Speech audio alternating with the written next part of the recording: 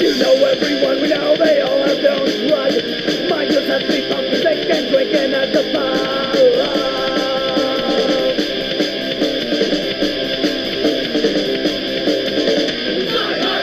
I'm addicted to it. I'm addicted to it. I'm addicted to it. I'm addicted to it. I'm addicted to it. I'm addicted to it. I'm addicted to it. I'm addicted to it.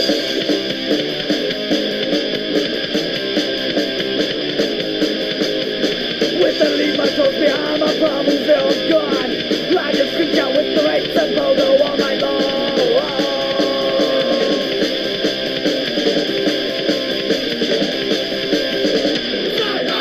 I'm addicted to it. I'm addicted to it. I'm addicted to it. I'm addicted to it. I'm addicted to it. I'm addicted to it. I'm addicted to it. I'm addicted to it.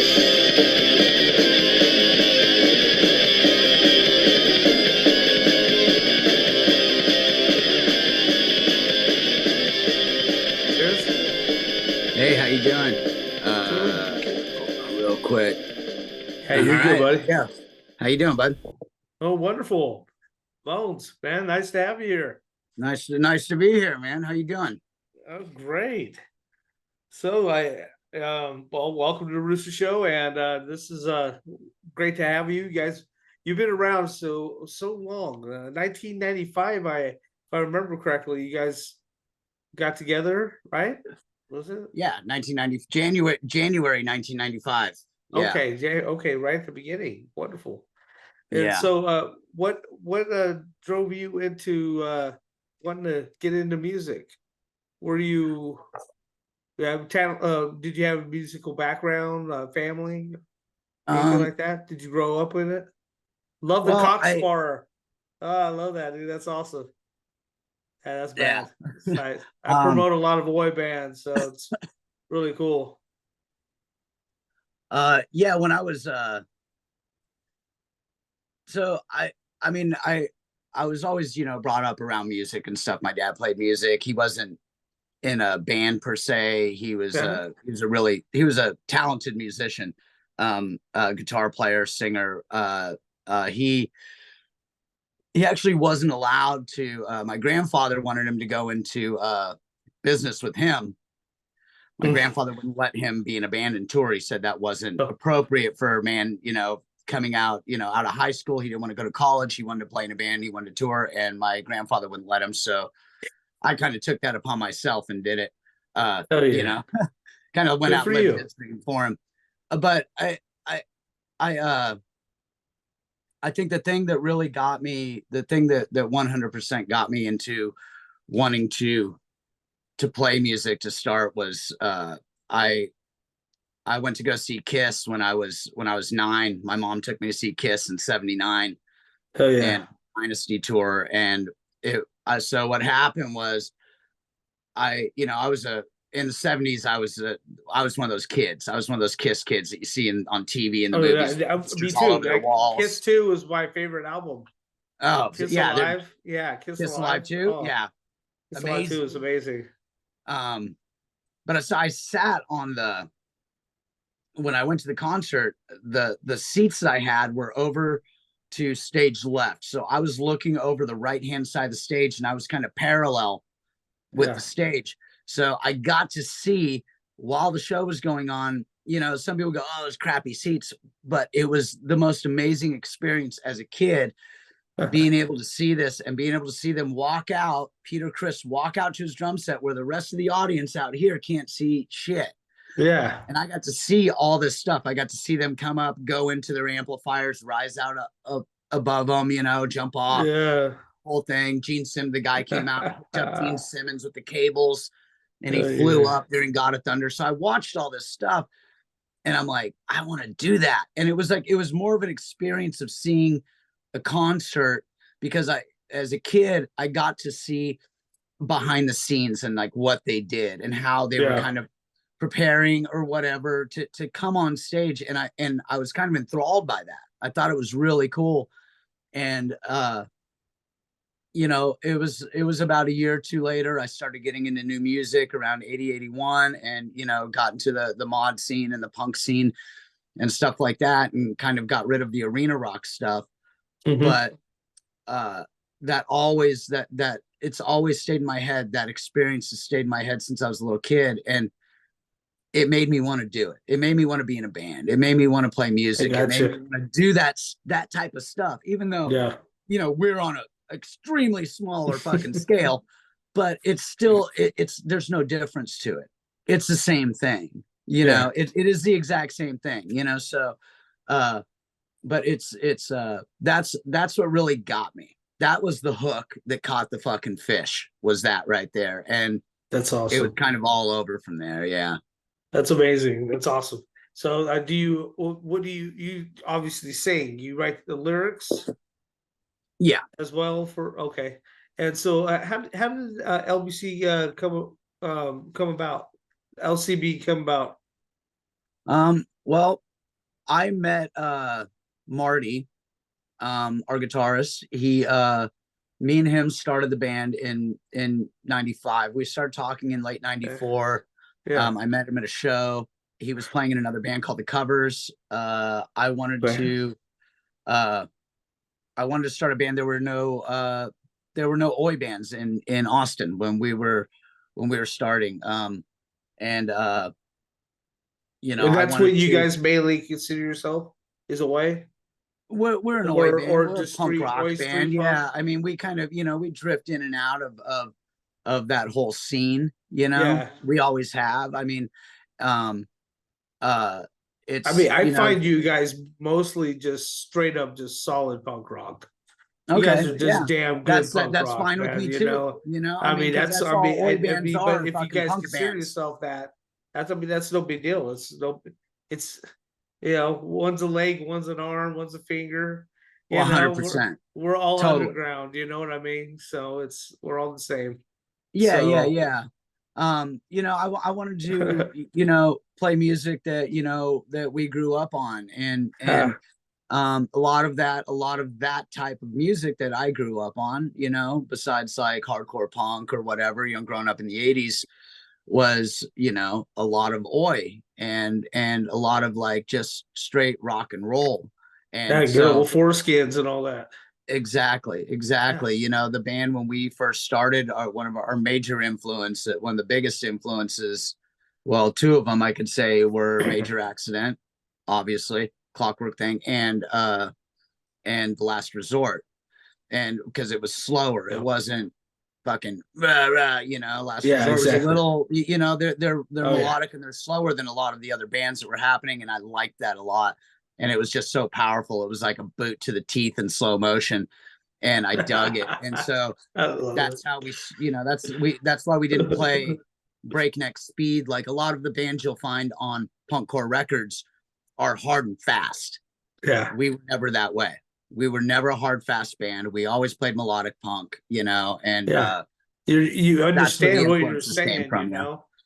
You're legible. You understand you know what I mean? That's what's good. Enunciate, Yeah, you know, enunciate your lyrics. it's nice under so yeah, all this punk has their place, you know, on the stage, you know, it's awesome. And they hold a big place in my heart because I've been punk rock, I'm almost 52, so I've been loving punk rock my whole life as well. Goth rock, punk rock, industrial. I grew up with Oh all yeah. that old school. Just got to talk to the Spawn Ranch, man. Man, that's old school. Yeah, that was amazing. Anyway, so tell me, what is your plan? What's your plan with this band as far as making an impact on rock and roll? What do you want to do? What are you What? trying to Well, say? I mean, I just want to do what I want to do. I want to play the music that I want to hear, you know. I want to Okay, write the I songs can't that argue haven't with been that. written yet that I love, you know. Yeah, That's what I want to do. There's no Lower Class Brats doesn't have an agenda. We're not out to yeah, save the world. We're not the Dead Kennedys. no, We're not crass. We're not, you know, we don't have, there's no agenda to it. We just want to have got a it. good time, and hopefully everyone else has a good time while we're doing just that. Yeah, Um, there's no accomplishments with the band. There's no goal, it's just to have a fucking good time, Yeah. Right. Right that's with really heart all at it the is, time. And do what you gotta do. And so that you remember some of the early days? Was it kind of hard getting the band? Did it have kind of a rough start, or did you guys have a pretty good, decent start? Getting Lower Class Brats going. Well, we kind of. I'm sorry, I didn't let you finish your thought. No, it's all right. No, it's just, did you guys have a good start, easy start, or was it kind of hard at the beginning? It was no, we didn't. We got really lucky. Lower Class Brats, and I only chalk it up to luck because there's plenty of bands out there that were much better than we were. And we got lucky, and we for better or worse, we blew up kind of quickly. And it was I'm super grateful for it. We knew we had the right contacts at the right time. It wasn't really rough for us. The only thing that was rough for us was being the only band in Austin that played this type of music, because we got made fun of all the time.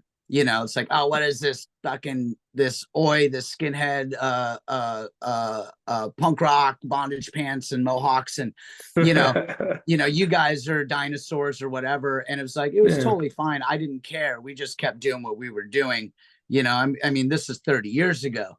But it was the second wave of oi was happening in the 90s, and we were right on top of it. And being the only band in that town, we played with a lot of what was big back then was a lot of garage rock type bands that were they were hard and they were fast, but they were still garagey, very monotone, twangy guitars. But it was it was good stuff. But we played tons with of feedback. all those bands. What's that? Tons of feedback. Sure, yeah. And they were great bands. I loved all those bands. Awesome. We played with them all the time, but we got shit for being who we were. And that's where the title "Rather Be Hated Than Ignored" comes from. And it was that was your first album, right? The first album. And we there was there was a club called the Blue Flamingo in Austin that we used to play at, and it was a trans bar that would have punk shows at night. So we would go and play there, and in the back room there was this pool table in the back room.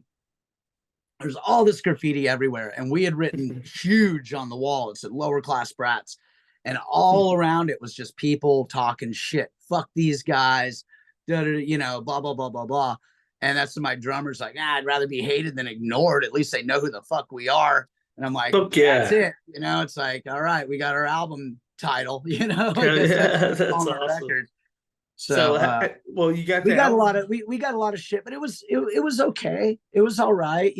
I didn't mind. At least you're fucking paying attention. Exactly. And we got all the good shows, because whenever those bands would come through town, the Business or the Verukers or whatever those bands may be, we were the ones that got on the bill. So we got to play with all those bands, That's so awesome. So that was cool. Yes. How did you get the name Lower Class Brats, by the way? Excuse me? How did you get the name Lower Class Brats? Okay, so that's a little interesting story. So when we were throwing around names for the band, there was we had gone through all these different names, and there was my roommate was starting a band at the same time, and they were called the Chumps, right? And they were throwing around band names too, and one of their names that they wanted to be called was Lower Class Brats, and they had the name first. And so when they said we decided to call ourselves the Chumps, I knew where the name Lower Class Brats came from, because the bass player, his name's Frankie. Me and him and I were and I still am big fans of the Germs. And so the name actually comes from the liner notes of a cassette, a live cassette on Roar cassettes called Germicide, and the liner notes in it say the germs are nothing but a bunch of lower class brats with a fan club of 7 surfers or something like that. That's the liner note said in it. And so lower class brats, that's where he got the name. And I knew where he got the name from. Like, oh, I want that name.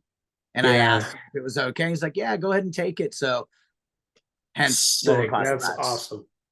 So, Okay, is the it germs? true? Yeah, the germs I and Frankie love the Nowhere. germs, yeah. That's where we got it. I've been trying to get them. I got a date for them, but the gentleman's not talking to me. I'm trying to.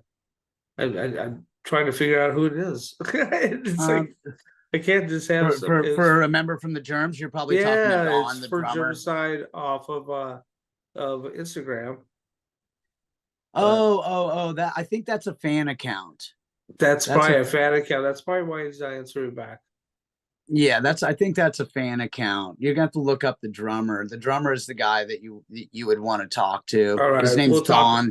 We'll talk on the side on that. Yeah, I'll hook you up with what his Instagram is, and you can hit him up.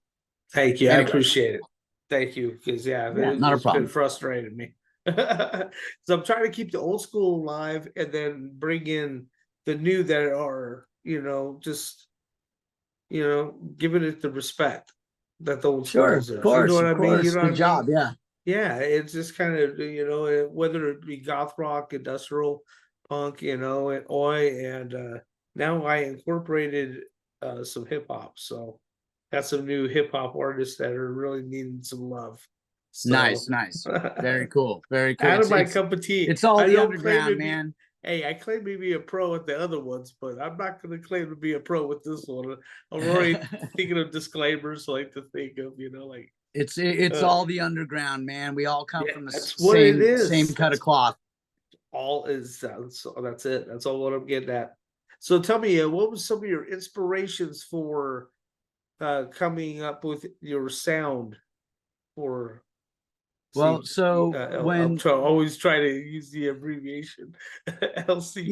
Yeah. So when we had a very wide range of influences when we started. So when we first started, we started off doing cover songs, and we're like, let's everyone pick out bands that we like, and let's learn a song by that band, and we're going to try and get a sound down and have our own sound. So we went into this thinking that we need to have our own sound. Let's start off with covers and not just trying to write stuff right away. So the covers that we were doing when we first started, so that you guys can get on the same page, right?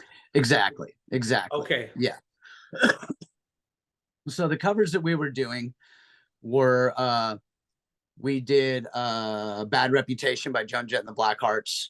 We were covering we were covering Last Resort, we were covering Slade, we covered The Sweet, we covered The Business. I know there was more. Those are the ones that are popping off the top of my head right now. So it's a lot of glam rock and roll, oi, punk, so these are the songs that we covered. And so everyone was like, yeah, I like this. And so we'd incorporate that when we started writing. We're like, okay, we're going to use this style with this part of the song, but the song mainly goes like this. So that's a good creative we went process. in thinking about it. It wasn't by accident, it was by design. Yes, that's awesome. Yeah, that's a great way of getting different people to get on the same page. So that was a wonderful way, because honestly, I love to write music myself, and I'd rather spend time writing a new track than do a cover. You know what I mean? Sure, yeah. I mean, but then again, I am the first guy to put a song in at karaoke. You know what I mean? Right. I mean, there's a time and place for everything. You know what I mean? I'll sing my heart out at karaoke. Give me a Depeche Mode song, I'll do it. I can see Robert Smith. But I feel when it comes to like personal project, it's like I'd rather spend time on writing a new song. So sure, yeah. So tell me about where do you find what you like to write about? What are things that bring you joy that you like to write about? Give me an Well, example of a track. that it really all depends. It really all depends, of Because the you have mood a I'm in. wonderful style of singing, wonderful style of writing. Your lyrics are I appreciate understandable, that. and your albums are enjoyable. They're intense. They have wonderful changes and bridges. So I mean, you guys have great energy. I love everything about it. I have the like 5 albums that you have on iTunes, four or five. Yeah, I have all those. But so It's oh appreciated. yeah, definitely. Yeah, but Chris. writing style, like lyrically, it really all depends on the mood I'm in when I'm doing Yeah, it. A lot of it is waiting for inspiration. There's some days where I don't just sit down and write, and yeah, so it's like I have to have an inspiration. There has to be something behind it, or I go crazy in my head. I've got OCD. I'm weird, just like any other fucking musician, and so I have to I a lot of times I have to wait for inspiration to come, and um so it's but writing is like anything that really strikes my fancy. If I hear a phrase, or something like that, I could write a whole song around just a phrase that someone says. yeah. And I got you. like when we wrote Bite the Bullet, it's like bite the bullet, oh, bite the bullet, let's write. And I just wrote, and so Yeah, there's it's different. It's um I have to there has to be an inspiration behind it. Just to sit down and pick up a pen and start writing, sometimes that works and the inspiration comes in the middle of it. yeah. But you know um Well, sometimes it doesn't. You just write a bunch of gibberish and you go back to it that's the and you're just thing like, what the hell about is punk. this? A lot of punk rock, you can get away with writing gibberish and it sounds just perfect. Oh, But yeah, sure. I because mean, depending on the it's type you of don't want band to you're in, yeah. necessarily do emo punk. You know what I mean? Right. And we get all emotional and start singing like Robert, or whatever. But Right. anyways, I mean, no hate towards Robert. I love Robert Smith, dude. I love the Cure. So anyway, I'm just saying you don't want to get all heartsy felt when you're doing punk rock. So it's kind of, Right. kind of Well, like you different. can. You probably can, but no, I wrote a love song for my wife. I know you can. It's more a social D style, but You can anyways, definitely but do that. I mean, we have some songs that are, I mean, I guess they could be chalked up as to being love songs in a way, yeah, kind of. um, but I'll admit it. I kind of, it's there's inspiration behind all those songs. So any of the yeah, lyrics that you read that aren't like ultra violence or something that's obviously about a movie, yeah, things like that. There's truth to all these songs. I'm a mess, shot up, shot down. Who Writes Your Rules to Rebellion? All these songs have stories to them. I yeah. could tell you the story of behind that song, of what it was inspired by. So I wait for this inspiration to come, and then I got this, and I can write about it. But I'm smiling it's a so lot of big waiting for because inspiration. Yeah. every time I hear the name Ultraviolence is because of Clockwork Orange.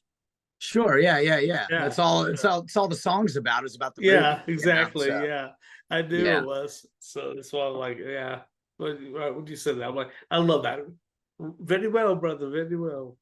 I just love that movie. It's like just so insanely brilliant, the whole thing. And so, yeah. Do you have plans of touring? Do you guys ever come towards Idaho? We We see haven't been Idaho. out on a US tour in quite a while. We've done little legs. We're planning on doing more this year. We have some little things set up. Fresh. Iowa, I'm not sure if we're going to get out that way anytime soon. And I'm sure you hear that a lot, Yeah, being in Iowa, I'm sure. exactly. We've played Iowa a lot. But I think the closest we might be getting, anywhere near Iowa, No, Idaho. I'm in maybe like, Idaho. oh, Idaho. Yeah, yeah. Sorry about that. Sorry about No, that. no, it's all right. Um, I I can't really think. We got some things set up, like we're going to we have a European tour that's being set up right now. We're going out in a few months. We have we're going to Atlanta to go play the Beer Olympics in Atlanta. We have that set up. Awesome. We have a few more things in the works right now that I'm really not at you know, I really can't really talk about right now because nothing's really set in stone, but they're being worked on for other places on the East and West Coast right now. Gotcha. So you also have new tracks in works, new album. We're working on new songs right now as we speak. We got a couple tracks down right now that we're working on. So hopefully, you know, something new to come out, and you're not going to wait another 10 years for new music. So, you know, gotta wait for that inspiration to hit, right? That's right. That's right. Okay, what would be something you like to say to your fans? Shit, thanks for all the support for the past 30 years. You know, I mean, that's I don't know what else to say. You know, I'm blessed. I'm honored. You know, the whole band. I know I can speak for the whole band when I say that. You know, thank you for everything. For, you know, from I can speak for Marty and Ron and Fred and Nick. That we're, you know, thanks from the bottom of our hearts for all the support that we still get. You know, and that we've gotten through the years. You know, and watching, you know, going to see a lot of the new oi bands and new hardcore bands and stuff like that, and getting to meet these kids, and you know, it's great seeing this new scene pop up, and you know, something that was kind of going level for a while, and now there's a brand new scene of all these bands that are coming through that are amazing ones. Killing it, man. The Stress is a good band. The Stress are amazing. No Time, Conservative Military Image. All these bands are just fucking killing it. And I'm you know, we've gotten to play with a few of these bands, and watching them play and getting to talk with them. And they're young, you know, younger than I'm not gonna, I wouldn't call them kids at all. But you know, I've got a decade or two on a couple of them. I do too. But you know, seeing this new scene come through is just fucking brilliant.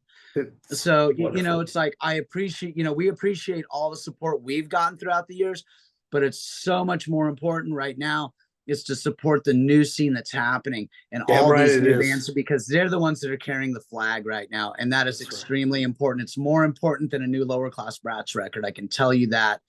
You know, I mean, buy our record, but definitely buy these bands' records too, because they're just as fucking important, man. Yeah, they are. There's like the Shame for Battle. They have new stuff coming out. Harsh Casualties, Harsh Conditions. Oh my gosh, those guys. Okay, they're a new band. But anyways, I agree with you totally. It's all about unity, helping each other out. It's not 100%. It's not a battle between each other. It's you know, maybe a battle on the stage, but it's not a battle together. It's sports unity. You know, that's what this underground seems all about, helping each other out. So 100%, man. Definitely. What would you like to who would you like to thank for getting you where you got so far, for your success? Well, I mean, you know, it's like everybody, most of all, the people that come out to our shows and buy our music, because without that, we wouldn't be anyone. We wouldn't be doing anything. We would not have been here. It's people like you doing the podcasts, the people doing the fanzines, the record labels, you know, and it's the clubs, the fucking promoters, all these people that have helped us get where we're at, you know. But most importantly is the people that come out to the shows, the people that buy the records, the people that stream the music. Streaming the music, buy the record. Stream the music, buy the fucking record too. Yeah, no shit. You know, without that, without the people listening to the music, you know, we don't tour, we don't go anywhere, we don't play shows. You know, it's like, you know, there's no way we'd be, you know, playing a sold out punk rock bowling club show this year if it wasn't for the fucking fans. It would not happen at all. So, you know, it's like you know, it's the fans that we have to thank the most. Most definitely. They're family to us. It's true. Extended family, man. So, do you have a hidden talent besides being a wonderful musician? That if you didn't do this for Lower Class Brats, what would you do? What would I can do this. You son of a bitch. You really could do that. Pretty cool. Yeah. So well, I do a lot of graphic arts. And I draw a lot. When I was a kid, I really wanted to be a graphic artist. So it's that would that's kind of my other little thing, you know, like all the Lower Class Brat stuff, including the skull behind you, I drew. I've done all the artwork for the band for the most part, unless it's unless you see something with someone else's name on it, it was done by me. All the stuff you see on social media, all the ads, all that stuff is all done by me. That's awesome. Good job. So that's my other little artwork. hidden thing that I like to do, you know. Yeah, I love to do it too. I went to college. Oh, nice. Yeah. Became a graphic designer for that. I love it. Yeah. It's I get joy of creating something out of nothing, you know. Oh yeah. That's I don't know. It's kind of the creative process, man. We got to get it out, you know. I mean, an artist is an artist is an artist, and it doesn't matter here. Exactly. And if we don't get it out in a physical form, it manifests in our head. And what happens, this is something that I learned. What happens is when we don't get our art out, if we don't write our poetry, if we don't play our music, if we don't paint our paintings, if we don't dance our dances, it builds up in here. And what happens is we create things in our head instead of creating them in reality. So when you create things in your head, that leads to you being sick all the time, worrying about everything that's going to happen, worrying about the past or the future, not staying present. When you're doing art, you're staying present. You're there, you're in the moment. And when you're not in the moment, you're in your head. And you know, this is why we see a lot of people artists that have mental health issues, that are alcoholics, they commit suicide, they drive drug overdoses. Yeah. You know, these are the things that haunt us as creative people. And so when we don't get it out in a physical format like you're doing right now, in doing your podcast or doing graphic arts, if you don't get that out, you're going to be in your head. You'll spend the weeks in bed. You'll beat yourself up about stupid shit. So this is a healthy thing we do, you know? Wow. That's right to the heart, buddy. I think about things a lot. I gotta go dust off my lyrics bag.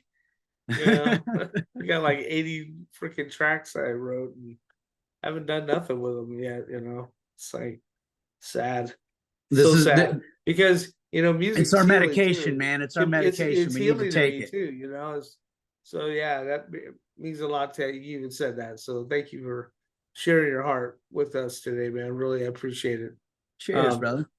Tell me about a time that really meant the most to you so far. I'm sure you have plenty of memories, but like just anything that just brought you great joy during your time doing this band. Something that's brought me the most joy out of doing this band is, I mean, it was kind of hard to say. It is not hard a question to say, I have in front of me. It's like I think you seem like you really love what you do. You know what I mean? It's just like I do. You know, and you have a great passion about it. So I just want to hear something that's, you know, that's what you feed off of, you know, from all what this. I feed off of. Yeah, what you feed off. What gives you all this joy about it, you know? And what I feed off of the most, I would have to say, is the whole thing of so there's this process that I go through. There's a process that I go through before we play, before we perform. And so it's about an hour, maybe it could be up to 2 or 3 hours before we play. I start to get in my head. Yeah. And I need to be alone. I get sharp with people sometimes, and I don't mean to, but I get in this zone, and it's it's a lot of psyching myself up, but it's also nerves. I get very scared. I get stage fright. I always feel like I gotta go to the bathroom. I gotta throw up or something like that, right? I got you. And you know, you get butterflies. I know And exactly so, what you mean. but the thing that when I get on stage and I grab the microphone, the first syllables that come out of my mouth, it drops. Boom, it's gone. It's 100% gone, and I'm in another world. Now, the joy part of it comes from knowing how much I was in my head about stuff. And I think about this stuff on stage, and I do it every single time. I've been doing it for 30 years. Every show we play is getting up and knowing that through all this little turmoil that I just put myself through, that this is not that big of a deal. You're going to get up, you're going to do what you've been doing this whole time. This is your job. Right. You know how to do it. And you're entertaining these people out here that know nothing about the turmoil in my head before the show, but getting up and seeing the smiles on their faces, seeing them dance, seeing them sing along, and being able to do this all over the world. Yeah. And this brings me the most joy of anything with this band is being able to perform live and get up there and do it. And in the middle of the set, I am fucking happy. Yeah. I'm stoked to be there. Yeah. When 20 minutes before, all I wanted to do was go hide in my fucking room. You know, I'm like, I don't want to do this. Yeah, exactly. I get up there and I do it, and it's gone. And I'm transformed. And it's I'm not alone in this. I've talked to plenty of other musicians, plenty of other bands that I could probably name off the top of my head. I'm not going to, but these vocalists or guitar players or drummers or bass players or keyboardists or whoever they may be, they all go through the same thing. Yeah. And it's all the same for them. So I know I'm not alone in this, but knowing that joy that I see on the people's faces, being able to talk to them after the show, you know, this is the part where it's like, I did something. Yeah. I actually did something. And it's like, wow, good job, Bones. You know, made an impact, man. You know, I can go to sleep, you know? So that would have to be it. Definitely would have to be it. You know, really knowing that I can bring something to make people forget about their worries for a while. You know what I mean? Exactly. At least for an hour. Forget about shit. Let's just have a good time. There's a lot of crap out there in this world, but there's a lot of good when we come together, you know? Sure. You know, Yeah. You know what I mean? So I do appreciate you, man. Thank you so much for taking appreciate the time you out too. Today and for being here. You are legends, man. You guys are masters of what you do, and love appreciate you very much. Brother. Thank you, and I give you nothing but love. And if you come up with a new album and want to promote it, we could do a little thing here and do a little recording on it and talk about it, each track, you know, if you want. You can go over them all and do a little promo for it. And nice one. Nice. Okay. Always here for you, whatever you want to do. So I thank you again, and bless you in your future and for your band, and always got your back. So thank you very much. Cheers, man. Thank you, brother. Cheers. Thanks for having me today. You know it. Much love to you. Man. Thank you, Bones. Take care of yourself. Man. Later.